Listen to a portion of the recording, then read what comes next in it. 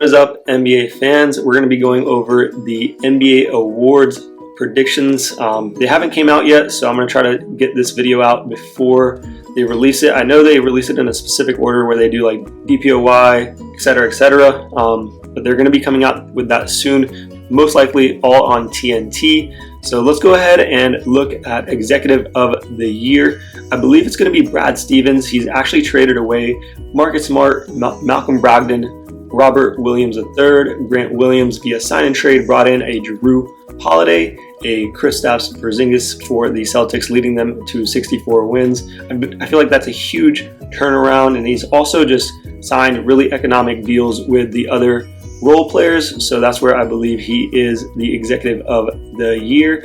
For Coach of the Year, I have Mark Dagnall. We went from a 40-win team to a 57-win team, having one of the youngest, I believe, coaches and also GMs, and a young roster. I mean, there's just so much about this team that you love, and he's also coaching at a plus 10.7 in clutch time.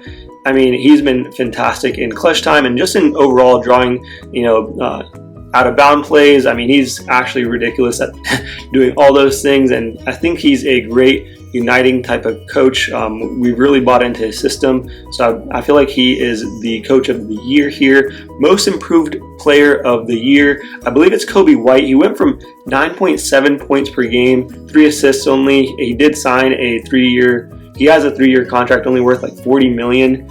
I mean, he's 24 years old, played 78 games, 9.1 on points, 5 assists per game. He's made a huge jump. Per 36, he'd be averaging 23 points. I mean, ridiculous. Other names that you can obviously mention is Tyrese Maxey, Jalen Williams, Jalen Suggs, Jonathan Kuminga, Grayson Allen, who's made a huge leap, Denny Avdia of the Wizards. Those are just some other guys, but this guy went from 10 points to 20 points. I think that's way more impressive than all the other names listed. Stephen Curry is the Clutch Player of the Year, in my personal opinion. I mean, 45% from deep, 95% from the line, 49% from the field. Statistically, I believe he's in 20 clutch appearances. He's averaged like 45 points per 75 possessions. I mean, it's pretty ridiculous what he's doing on the statistical end. Just ridiculous. So it has to be Stephen Curry there.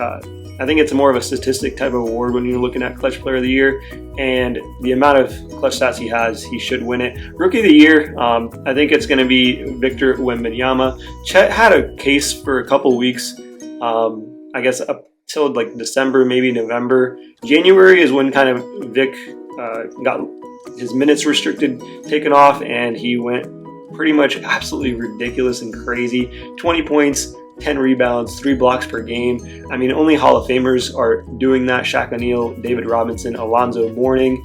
128 threes to end the season on 35%. I mean, he improved his percentage throughout the year. 3.6 blocks is ridiculous because the only other person right behind him is Anthony Davis, who was at 2.4 per contest, and he's only 20 years old. 7'4" monster.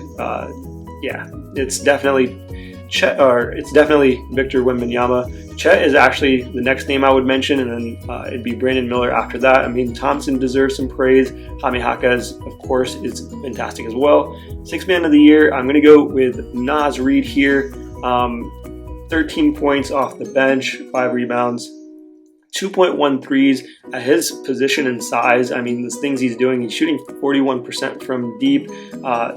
Coming off the bench and then obviously taking over for a hurt Karl Anthony Towns. We saw what he could potentially be, but as a bench player, he's one of the best. He's only 24 years old. I mean, ridiculous. He's fantastic statistically as well. For the Defensive Player of the Year, I have Rudy Gobert. I believe he's going to win nearly unanimously for how good he has been.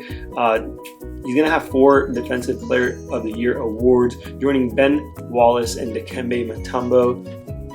Like, that's ridiculous that he's going to be in that company. Of course, Victor Wembanyama has his own case in this, but the Timberwolves defense as a team defense, from what Rudy Gobert has impacted, he's actually gotten a #1 rating of 108.4. And that's like 7 points higher, or it was, yeah, about nearly 7 points higher than the number 2 overall defense. So I believe that's why Rudy Gobert is going to win this award. He's been fantastic. Just, I mean, 46% per game for opponents in the paint. I mean, he's 31 years old. I think this may be his last time to win this award, and I think he will definitely win it.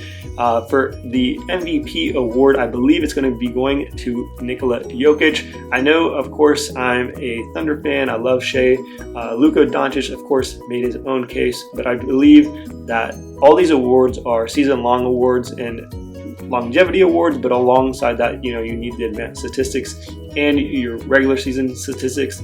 And the advanced statistics obviously favor Nikola, but also his play throughout the year has not really dropped at all. I mean, he's been super consistent. He hasn't put up stinker games. That's kind of the reason I have him here. Of course, Shea averaged 30 points as well. Luka did as well. I mean, Giannis averaged 30 points plus 60% from field goal. All well and deserving, but I mean, he put up 26 points, 12 rebounds, 9 assists per game while shooting 62%. I mean, leaguing in total plus minus. He was 5th in total points, 3rd in total rebounds, 2nd in total assists, 8th in total steals. When he's on the floor, I mean, his differential is a 67 win team if he played pretty much every minute. That's a ridiculous amount of wins that they could have if he could play more minutes. Of course, he's pretty much been the leading factor to why they even were in the place that they were in. He had a plus net rating of 25.7 in the last 5 games within 5 points. I think he just proved himself. I think he really stole this award with the big game against Rudy Gobert. I think that just really was what tilted it. He had tremendous amount of games leading up to that point that were really consistent, like I mentioned. I feel like Shea, of course, his injury caused him to lose this award. I think he was a front runner, especially with the fact that we ended up at the 1 seed. He has his own case. I would take him second in this, and then Luka made a case post, I believe, All-Star break, or once they made the trades. Post-trade deadline, they were like a ridiculous team in the last 20 games, but this MVP is not built on what you do just in the second half. It's in what you do in the first half of the season as well. So that's kind of my basis.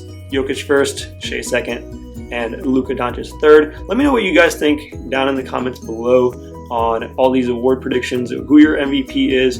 Hope you guys enjoyed, and I'm going to make similar content to this. Drop a like, drop a sub if you like more content like this. Peace out.